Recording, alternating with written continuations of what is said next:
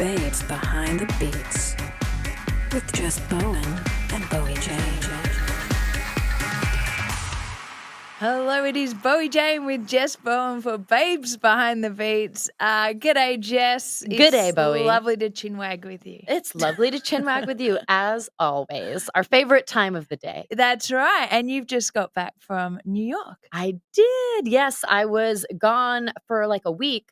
I was in New York first for the first part of the trip. And Lauren, my fiance, took me for my birthday to celebrate my birthday. How good's that? Because you haven't really spent time in New York as to be able to enjoy it. You've always been on tour, right? Exactly. Like I've been on tour and I've never like had an experience besides just like going into the city to like play a show and then getting out. Like, yeah, and trying to park the bus. Exactly. Or like parking the bus in Jersey and then having to get from Jersey to New York if you had like a day off. You know what I mean? Because we never parked the bus in the city. That's annoying. Yeah. So it was always like that was my experience of New York. And I never really had a good experience because of that. Yeah, so this was your first time being an actual fun tourist with your fiance, and Yes. what exactly did you get up to? Well, it was great because so she has lived there before. She lived there for like 3 or 4 years. That's good, so she knows. So she knows the spots and like was like, oh, we got to go check out this like bakery. They have the best cookies, or like this place has the best pasta. So we just the first thing we did, I have to say this, we saw Waitress the musical with Sarah Bareilles, who you all know is my favorite. Jess loves Sarah Bareilles. Like the only person you'd probably fangirl over, right? I mean, it'd be Sarah Bareilles, the Backstreet Boys, and the U.S. women's national soccer team. There we go. So yeah, so this was a big moment. This was big because I haven't seen her play. I mean, obviously it's been COVID, but I personally haven't even seen one of her concerts. I want to say since like 2014 or something. Wow. Yeah. And so did you were you screaming in the middle of the musical like, ah, Sarah, play Love Song? No, I'm just kidding. When I went and saw Carolyn O'Connor, who's been a guest of ours on the show, and I was like, yeah! And she was like, oh, there's some crazy person here. And then she's like, oh, it was you. It was Bowie. Yeah, no, I basically just, I was good in the show. Like I enjoyed her performance. She was amazing, by the way, in it.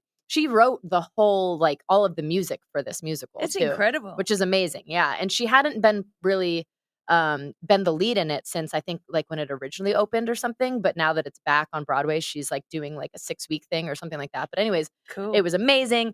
And after the show, I stood outside like a fangirl and waited for her.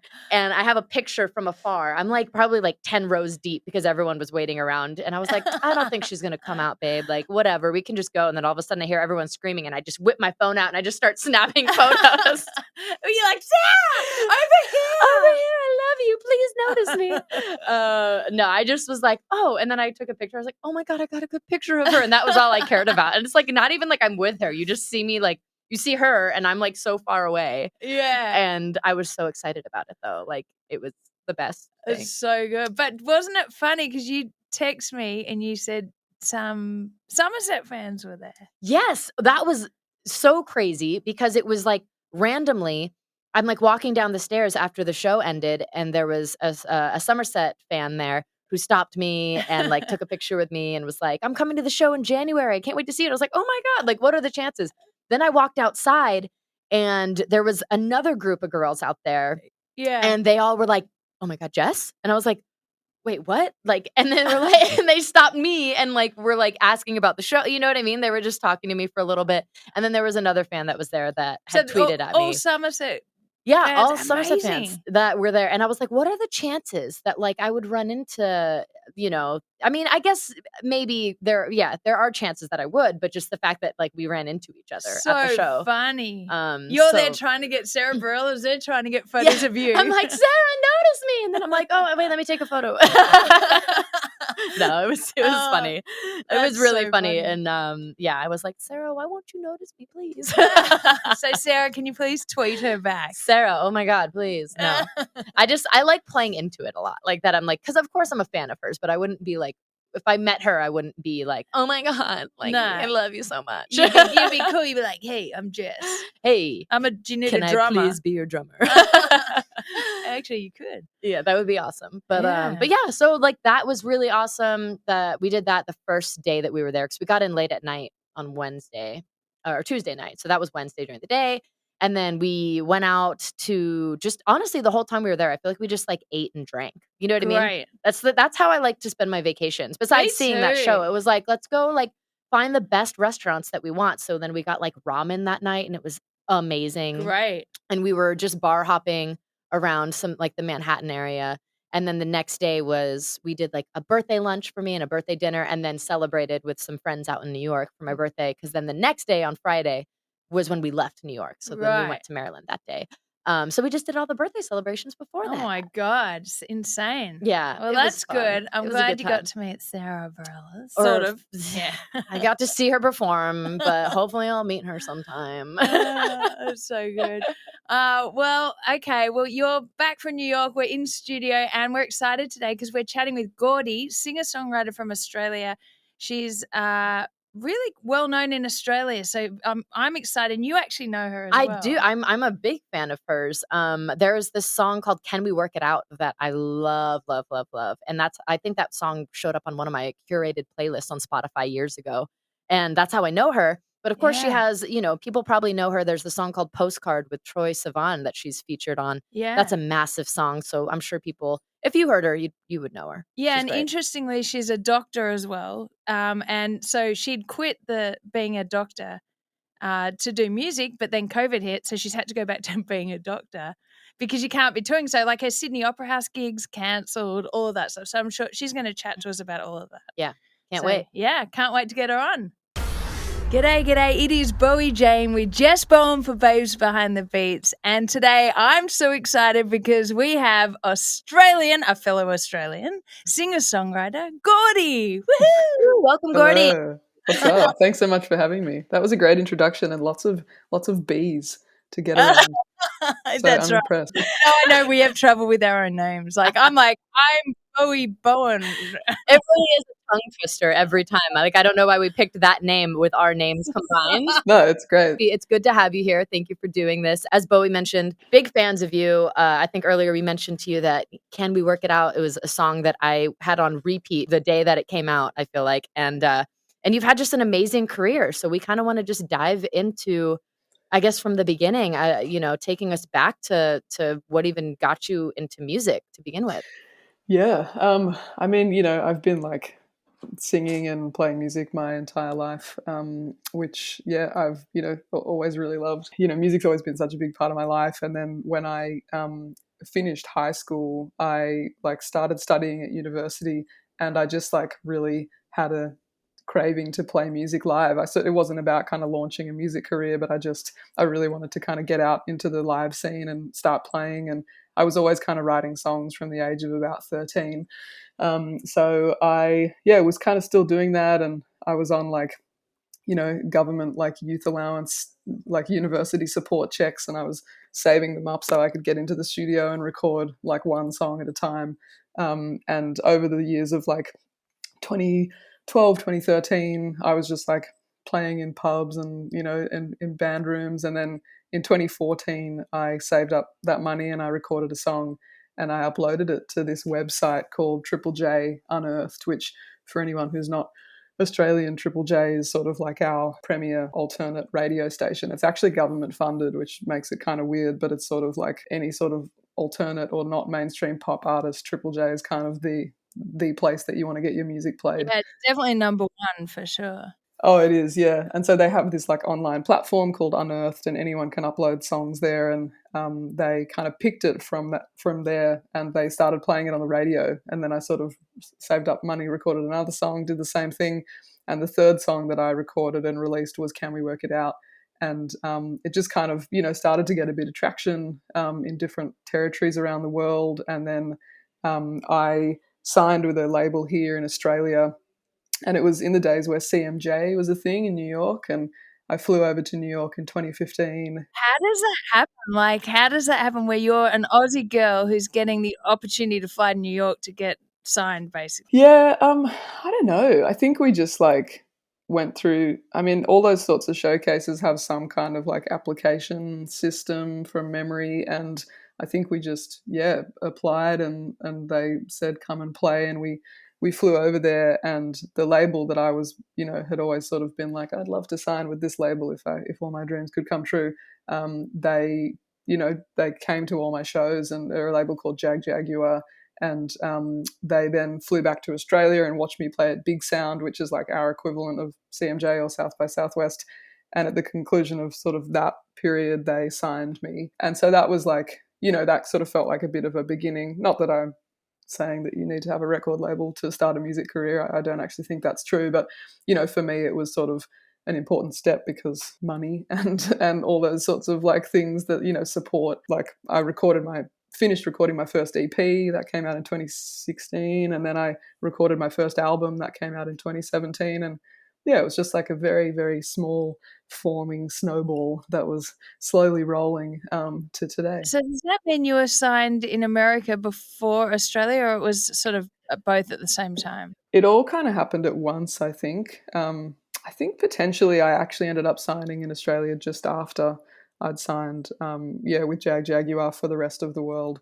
But we sort of cornered off Australia and New Zealand because I do, believe that obviously this is like, my main market because I currently live here. And I think having people on the ground here who really understand the way that, the industry works here is definitely kind of beneficial. Yeah, that's awesome. Did you have management, or like literally this has been through application, showcase, get a label? Yeah. Because I think like upcoming artists would like to know sort of that journey as well. Yeah, for sure. So, I mean, I have one of those annoying stories where it's sort of like, oh, it just kind of like happened and, but it did, because let me correct that. Like I was definitely trying hard to get a record deal and was definitely like hustling. But in terms of the management, I had just like started, like I said, I wanted to kind of start playing shows in 2012, and my sister had started going out with this guy who like had sort of previously worked a little bit in the music industry, but was kind of like being a lawyer. And then he was like, I used to play in bands. I'll play bass for you. And like a couple of his friends like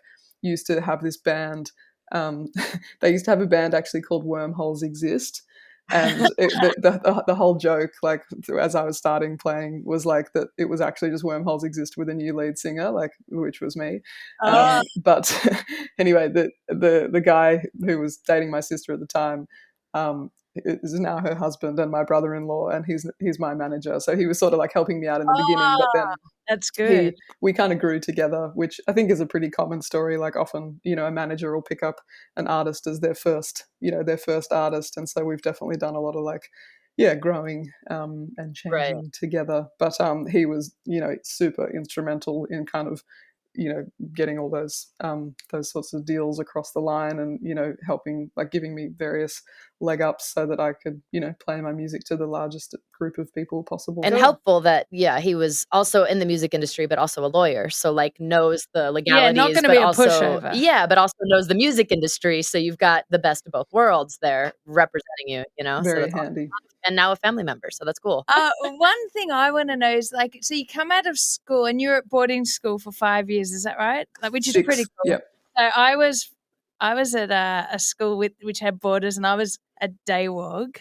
I was friends with all the boarders, but I wasn't quite a boarder. Sure. Yeah. I don't know anything you're talking about. What a day was.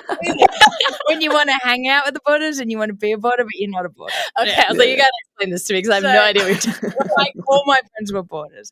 Anyway, it's not relevant at all to the story. But, okay. Proceed. Sorry, I just needed you to tell me. Yeah. So you were boarding, and then you've come out of school, and then you're like, you said you went and started doing pub gigs. Were you doing cover gigs? Because I remember the same thing for me. I was like, how do you get gigs if you're not, like, you either do musical theatre or you do covers or you do originals? Like, where did you know your part was? I sort of like, I definitely played my fair share of cover gigs, don't get me wrong.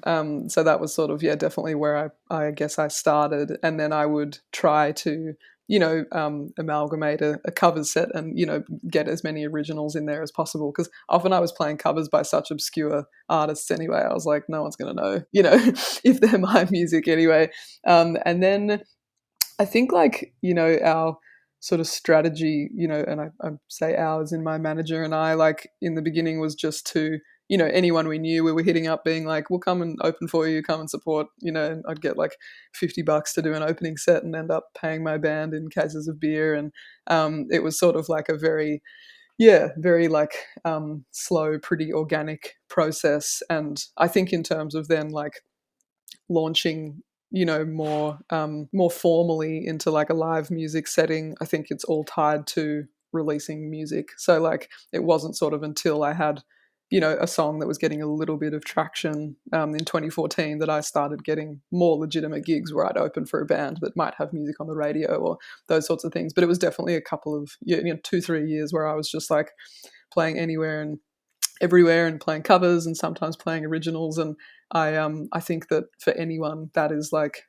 such an important time, because then you get to the stage where you're playing on a bigger stage and you've got all this experience to draw on. Of like I've like had many experiences where I've been playing to a crowd that doesn't give a shit that I'm on stage, and even though that hurts like hell at the time, you're like, that's actually really good for me, because it means that if the audience aren't particularly good on a given night, you're like, I'm just going to play for myself, and you can still kind of give everything to the performance. Yeah, you never know when there's that one person in the audience watching anyway, so absolutely. Yeah, which you learn from all the local gigs and all that kind of stuff, just playing to empty rooms or one person. Yeah.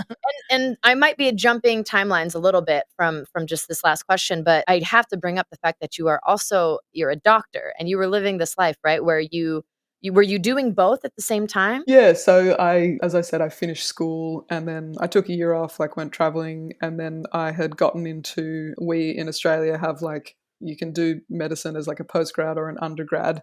So I just did medicine as an undergrad. So like it was the first and only university degree that I did, and it's like a 6-year long degree. And I started that in 2012 as I was like, starting to get on the live music scene. So I mean, the first couple of years of that just looked like me scraping through uni and not doing nearly enough study while I was like, trying to like play in band rooms or whatever. And then it sort of morphed and changed. Like that CMJ, which I spoke about before, that was quite a pivotal moment, I think, in my life, because I was over there and my parents had actually come as well, because they'd like never really traveled, much to the States, and they were like, why not? So they were kind of hanging out, and I remember like going for a walk with them along the Brooklyn Bridge and sort of being like, I felt like, music was just starting to like take off a little bit and become a career instead of a hobby. And I was like, maybe I should give uni away. Like I was halfway through the degree, but I was like, I'm just pretty fed up of sort of trying to balance them, and I know it's only going to get harder. But both my parents were like, look, you got to do what you want to do, but like you may regret it if you don't finish the course. You're already so far through. You can do it if you really kind of put your mind to it. And so I just decided to keep going, and it all kind of came to a head in 2017. And in the space of like, it was my debut record came out at the end of August, and the 4 weeks leading up to it, I had been overseas touring in the States on like a 3-4 week tour. I came back and I put the record out, and then I spent 2 weeks on tour around Australia with a band called Gang of Youths. At the last Gang of Youths show was on a Friday night, and the first of my final medical school exams was on the Monday. And I was like in the green room, I had palm cards, and I was like just pacing around the green room, kind of doing these like different scenarios. And wow. And it was pretty horrendous. And I like finished those exams, and it is funny to talk about now, but hell, I was like having pretty hectic panic attacks for that period of time. I was under so much pressure. Finished those exams, went straight overseas on tour in Europe for 2.5 months. And that kind of brought me to 2018. And I look back on 2018 as like the best year of my life, because I'd like just finished uni, and I like spent this year, like I spent a bunch of time in New York and a bunch of time in Europe and playing festivals and doing residencies and just like living my life as a musician, which was really nice. And then 2019, I took off music and I went and did medicine full time. So I worked in a hospital as a junior doctor for 12 months, or a bit more than 12 months. That took us to February 2020. And I said, right, this is the year that I'm going to put medicine to the side and I'm going to tour as a musician. And I had like, flew over to Europe, and I'd played in Brussels, Amsterdam, London. I was about to continue a tour in the UK, then tour all through the States and Mexico of Monsters and Men, then come back to Australia, do a stadium tour with Bon Iver, and then go back to the States and do a headline tour. You know the rest of the story. So we know that story now. Bloody COVID. Oh my God. Then we all lost all our gigs. Yes. I can't believe the timing of that February. You were just that's insane. A month before it all got shut down is when you were like, you know what? this, I'm doing the music thing. Yeah. And then everything, the world shut down. Honestly, my lucky 8 ball obviously didn't help me predict what was about to happen. But yeah, I was in London at the time, and I was in at the BBC. It was like the end of February, and COVID was kind of starting to really take off. And I was scrolling through Twitter and saw that the US was closing its borders within 24 hours to Europe, and I was like, holy shit, I need to get out of here. So I just like went home, called an airline, was on hold for 6 hours, and they were like, we can get you on a flight in 2 hours if you can get to Heathrow. And so I was like, fine, shoved my stuff in a bag, like went home. And then I proceeded to put a record out and stuff in 2020, and I played shows here and there like in Australia when it was possible. But I also then went back to my medical job, so I'm in Melbourne. And when the second wave of COVID was really hitting, I started to pick up shifts again around Melbourne. And yeah, it was basically like a bit of a gap filler. Like the sort of government agency would sort of call up and be like, right, we've got places we need to fill in X hospital, Y hospital. And I just kind of started to do that. And I'm still, for the past 18 months, I've just been doing, bits of that. I just came off a week of night shifts in the emergency department from Shepparton in regional Victoria. Oh, good old Shep, because Shep had a bit of a COVID issue. So, Mm-hmm. wow, that's crazy. Oh, and shout out to my cousins, auntie, and uncle in Marupna. They do listen to this show, but they usually fall asleep in the first minute, they said. So, is they still awake? Yeah. Wow, that is crazy. You're right. Yeah, that's just I don't have words right now for that. I'm just That's like, this is wild. I've never crazy. heard a story like this before. I know, it's incredible. So yeah, I mean, what an incredible lifestyle change, going from music to being a doctor in ER, especially with the whole COVID thing. Like, it's just the world was on edge, obviously, and no one knew what was going on. And then I remember seeing one of your Instagram posts, which was pretty funny. I mean, not funny for you, but that you were meant to be playing Sydney Opera House one night, but you were in the ER instead. Show had been cancelled. Yeah, it was the sadness and funniness is compounded by the fact that, like, when my album came out in the middle of 2020, we played a show to an empty opera house. It was sort of a big, like, because it's COVID, we're playing to no audience. How funny. And then it was like a year later, I was supposed to go back and play as part of the Vivid Festival at the opera house to an audience. And then Sydney and New South Wales went into lockdown. And so the show got cancelled, which was just like so brutal, because it's such a, such a dream of mine to do. I'm sure it will happen one day, but it wasn't the day. But like you've said, instead, it was clocking on at 10 p.m. for an emergency department shift that was going to last until 9 a.m. the next morning. And I was just like sitting there being like, this blows. Oh my God. Well, yeah, there's no doubt that you'll be playing those opera houses again once everything opens back up. But I want to kind of get into this album that you released. You released this in 2020, like you said, during COVID. It's called Our Two Skins, right?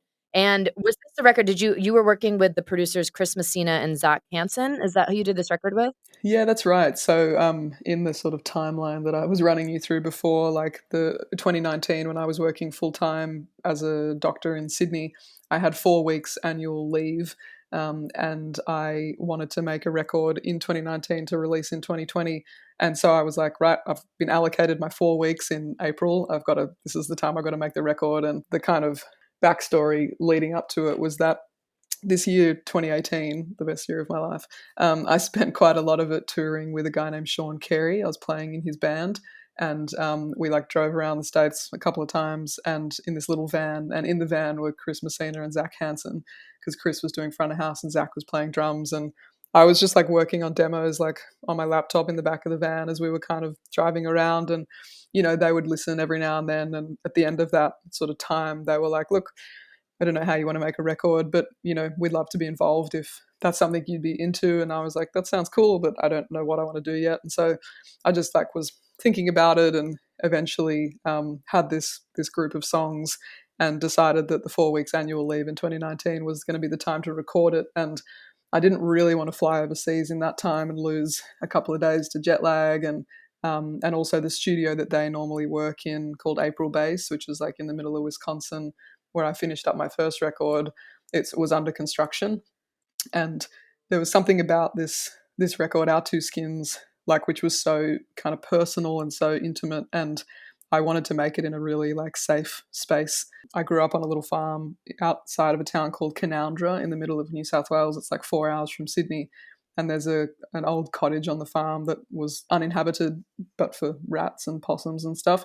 And I flagged with Chris and Zach. I was like, how would you guys feel about coming out here for those 4 weeks, and we just like load into that cottage and we just make the record in that time, and and it kind of is what it is when we finish it, but we're like capturing a moment in time. And they were like, hell yeah, that would be awesome. So they came out, and the three of us stayed with my parents for 4 weeks, and we'd drive a little like buggy over to the cottage every day, and they came with 13 road cases of gear, and we like set up this studio space and made the record. And a big reason I wanted to do it like that was because I was sort of listening to a lot of records that sounded like a place, like I wanted the record to feel like you like stepped in the door and you sat down and you like watched us make the record and listen to it in one go, and then it finished and you kind of left that space. So yeah, they were the best people for the job. That's incredible, because they've worked with Bon Iver, right? That's kind of their notable, I think maybe listeners would know Bon Iver, but like that. And so, but then you guys were touring with, what was the name of the artist? With Sean Carey. He plays as S. Carey, so he plays in Bon Iver as Yes. like he's the other vocalist with Justin. Right. Yeah. That's incredible. That's amazing. Yeah. That's so cool. I love that. And so you're obviously super happy with the outcome, and they got a little trip out of it.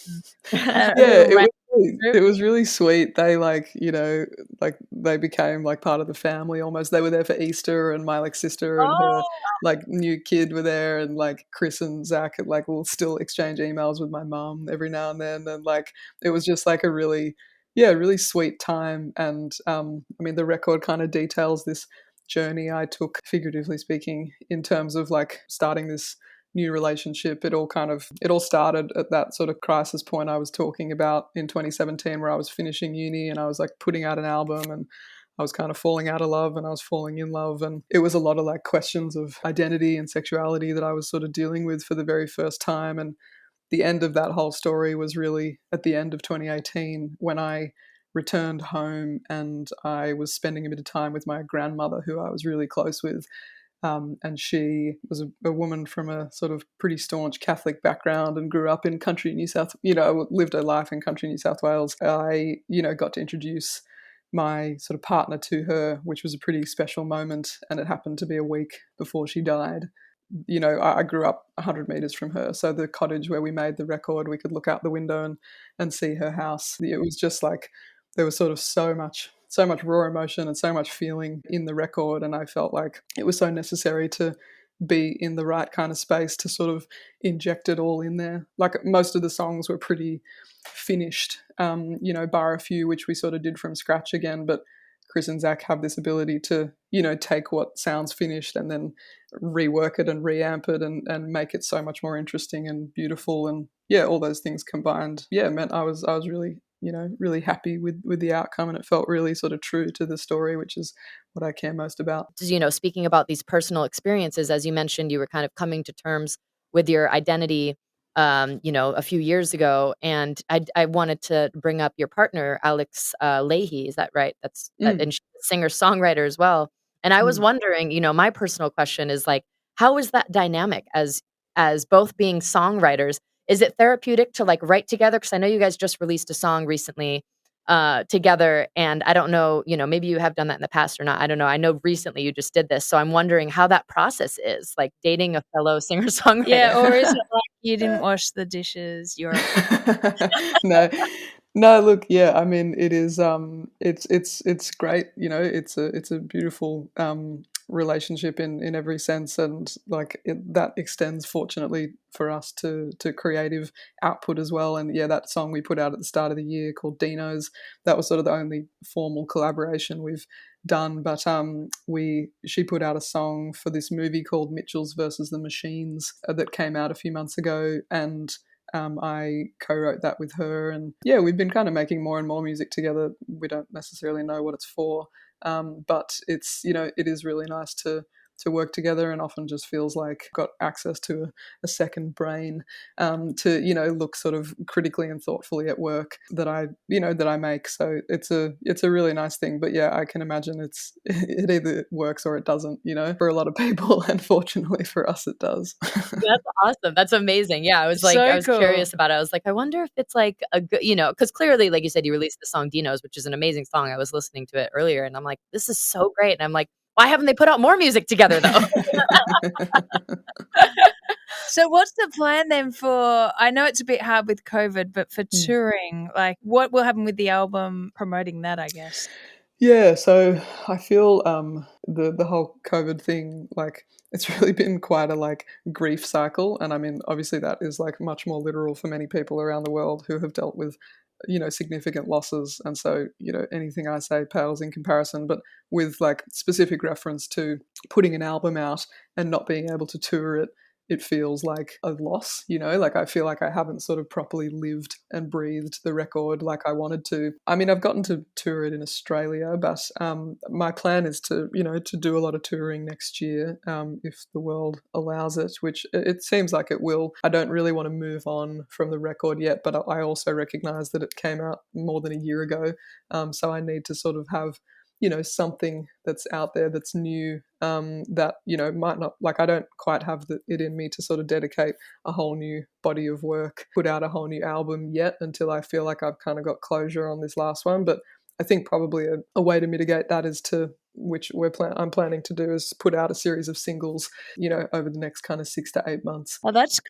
Yeah. Yeah, which is cool. So I've been working on a bunch of music, and I'm just kind of trying to work out the best way to release it so that it's I don't feel like I'm cheating on our two skins, but that I'm, you know, still like putting myself out there again. Right.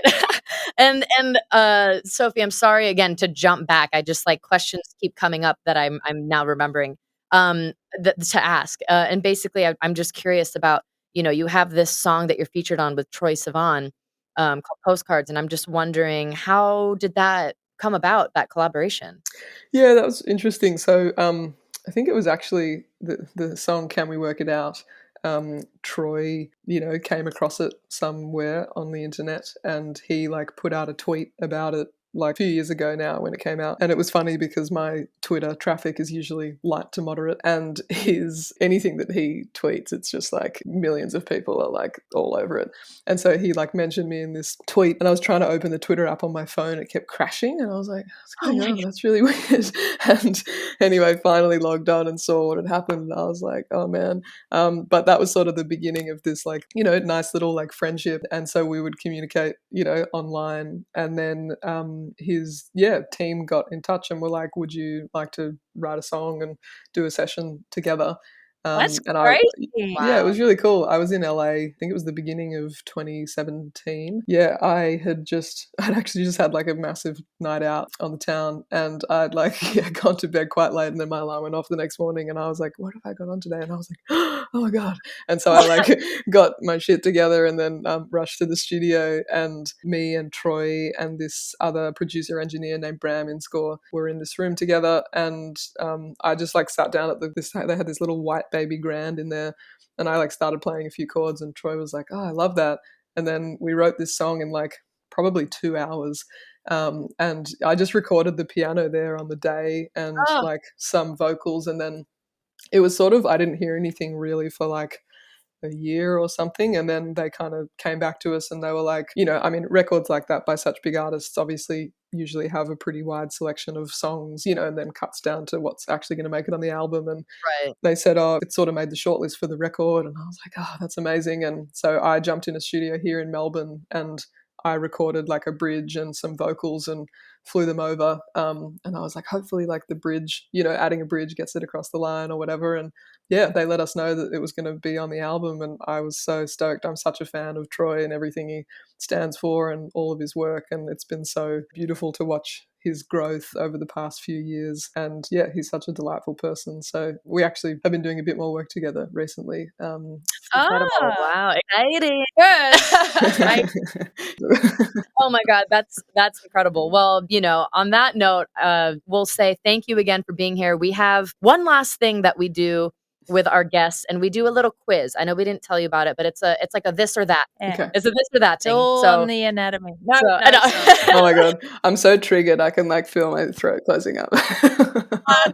We wouldn't do that to you. see, we should have told you in the beginning. We just Yeah. scared you now. We're like, It's so stupid. just to get the first question out of the way so that you don't need to have your throat close up too much so that you continue breathing. Yeah. Dogs or cats?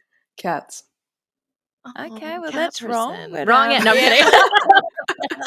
no. Here's the No, thing. we appreciate the cat. My fiance is a cat person, and she is So is Bondo. and yeah, exactly. So like I still love cats. It's just that we have dogs. But my fiance Yeah. loves cats, and we can learn about the cat.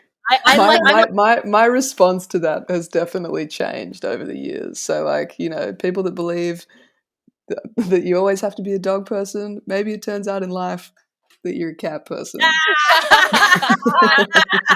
That's hilarious. It's all good. I love that. Though. I love it. All right, second question. Whiskey or vodka?